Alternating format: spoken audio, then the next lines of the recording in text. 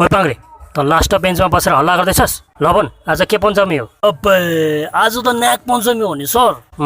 लभन, संसारको सबभन्दा ठुलो सर्प कहाँ पाइन्छ? अब्बे त्यो त लुडोको 99 नम्बरमा नि सर। अब्बा लामो हुन्छ नि सर त्यो। ओइ पाङ्रे, त लास्ट बेन्चमा बसेर हल्ला गर्दैछस्?